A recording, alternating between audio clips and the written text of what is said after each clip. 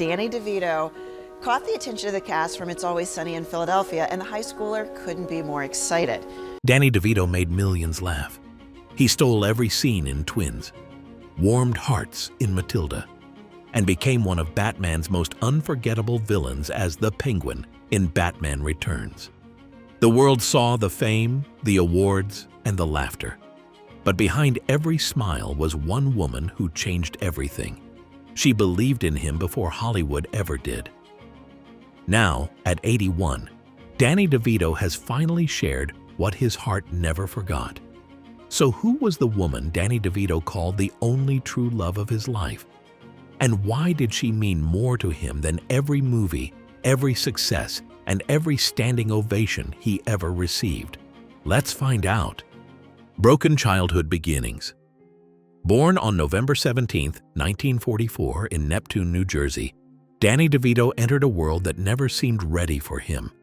His mother, Julia, was 40 years old when he was born. Years later, she admitted she had not wanted another child, though she later became proud of him. His father owned a candy shop in Asbury Park, and drinking often turned nights into frightening memories. At that time, Danny hid inside closets or ran to the neighbors because he no longer felt safe at home. Life had already been hard on Danny, but even nature wasn't kind to him either. Danny was born with Fairbanks disease, a rare genetic condition that affected his joints, hips, knees, and back.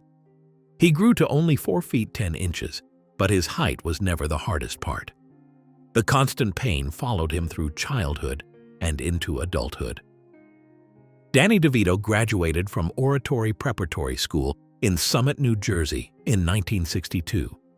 Instead of going to college, he trained as a hairdresser at the Wilford Academy and worked at his sister's salon. Before long, he discovered that acting was his true passion.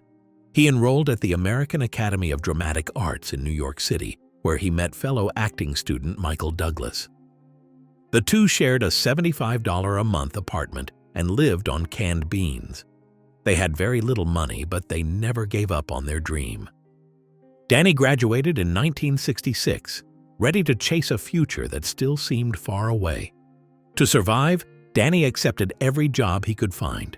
He parked cars during the day, posed as a mannequin in a department store window, and spent nights sleeping in his Volkswagen Beetle. None of those jobs were the future he wanted.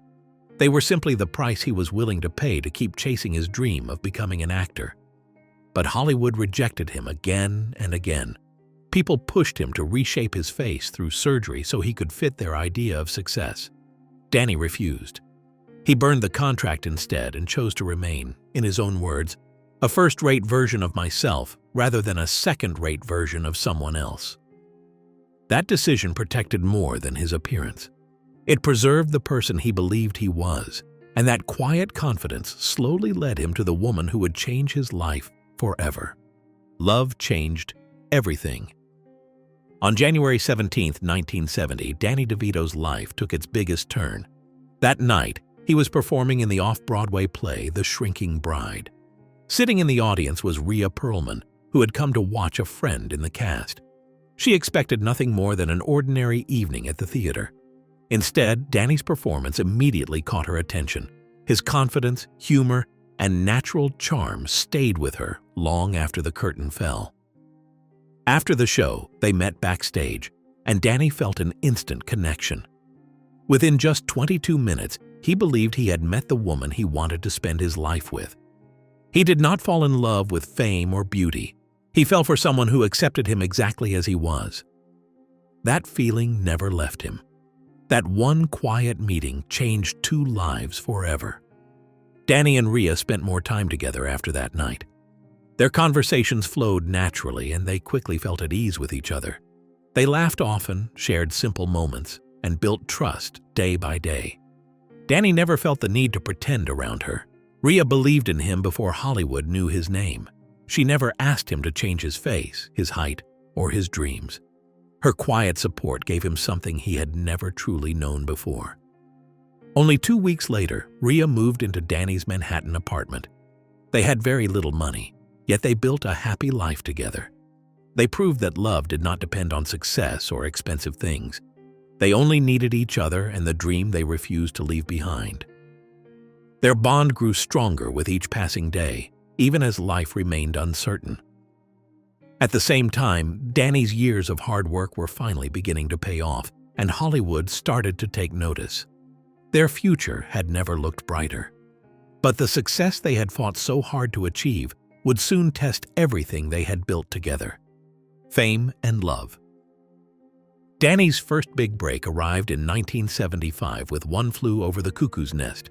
He appeared on screen for only 5 minutes and 52 seconds, yet people remembered him long after the movie ended. It was the opportunity he had waited years for, and Hollywood finally started paying attention to him. Success had opened the door, but it also brought a new kind of pressure.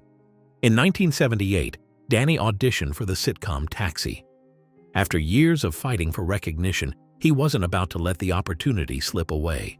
He accepted 40% less pay than the other actors just to be part of the show. The gamble worked. Taxi became a huge success and turned him into a familiar face across America. Even as his career grew, Danny returned home to the same woman who had believed in him before anyone else did. Fame changed his life, but it never changed the way they looked at each other. After living together for 11 years, Danny and Rhea married in 1982. They had already built a strong life before saying their vows.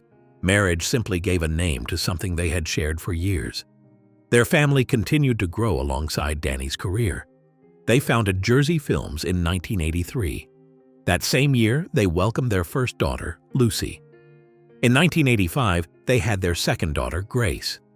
2 years later, in 1987, they welcomed their third child, Jacob. Away from cameras and red carpets, they focused on raising their children and creating a quiet home together. In 1996, Danny directed and starred in Matilda, while Rhea appeared beside him. They worked together because they trusted each other, not because they needed attention. Everything looked complete from the outside. Yet even the strongest relationships face seasons that nobody else can see. Their love stayed alive, but the years ahead would ask it to survive in a very different way. Love beyond separation. The greatest test of Danny and Rhea's love did not begin with a loud argument. It began so quietly that almost nobody noticed. As Danny's career demanded more of his time, long workdays slowly replaced the simple moments they once shared. In October 2012, after 30 years of marriage and more than 4 decades together, they announced their public separation. Fans felt stunned because they had always seemed stronger than most Hollywood couples. Their story suddenly looked very different. The headlines spread everywhere. The real story stayed behind closed doors. Rhea later admitted that work had slowly taken too much from their relationship. Danny spent more time on movie sets while family life quietly changed around them. The distance grew little by little instead of all at once. Even during that difficult season, they protected their private life. They never blamed each other in public or turned personal moments into headlines.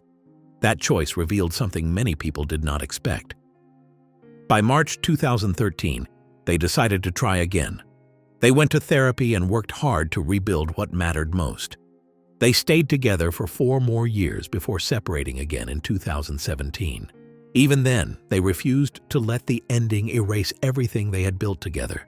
Most people thought this was the end of their story. It wasn't. They never divorced. They stayed close, celebrated holidays together, supported each other, and remained one family. They watched their children grow and enjoyed life with their grandchildren. In a 2024 interview, Danny simply said, "We're still friends." Those 3 words carried decades of respect and shared memories. Now, at 81 years old, Danny has turned the challenge he has carried since childhood into hope for others. In 2025, he spoke publicly about Fairbanks disease and quietly donated more than $12 million to support research without seeking recognition. His greatest legacy is not the fame he achieved or the awards he received. It is the lives he continues to inspire and the kindness he shares. Through every success, every setback, and every passing year, the woman who believed in him before Hollywood remained by his side as an important part of his life. In the end, Danny and Rhea's story reminds us that real love is not measured by perfect moments. It is measured by loyalty, respect, and the choice to keep caring, even when life changes. So, in your opinion, can two people separate and still remain each other's greatest source of support? Let me know your thoughts about this in the comments below. If you found this video fascinating, make sure you give it a thumbs up. Also, consider subscribing to the channel if you haven't already, because we'll be uploading more incredible stories like this one in the coming weeks. Until then, see ya!